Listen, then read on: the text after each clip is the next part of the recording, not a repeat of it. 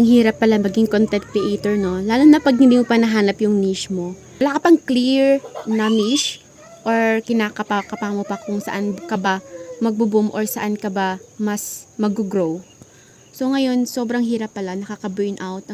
Kanina nga nakatayo ako dito, ayan na yung view ko, nakatayo ako ganyan. Nag-iisip ako, ano bang magiging niche? Saan ba ako mag-grow? Saan ba ako masasabi kong may purpose ang buhay ko sa niche na yan? Ang hirap.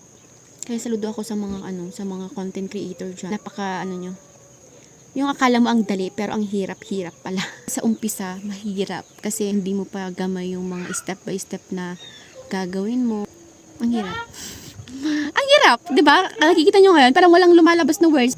Pero sabi nga nila, simulan na. Naniniwala ako na habang tumatagal na paulit-ulit natin ginagawa, mag-grow at mag-grow, mag-i-improve at mag-i-improve. So, tama naman yung sabi nila. Kung hindi mo sisimulan, paano ka mag-improve? Sa utak mo lang, sa isip mo lang. Itisimulan mo na. Kahit hindi perfect, yun nga, kahit hindi perfect yan, wala namang nagsisimulang tama na lahat. Wala naman yung nagsisimula ka palang i-perfect na lahat. Alam mo na lahat. So, kung kaparehas kita, na dati talaga nasa utak mo. Iba kasi yung nasa utak mo pa lang sa gagawin mo na talaga.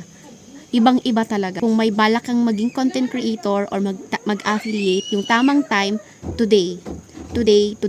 Simulan mo na kahit hindi perfect yan. At least, mas sisimulan mo. Diba? Diba? Paulit-ulit yung mga sinasabi ko.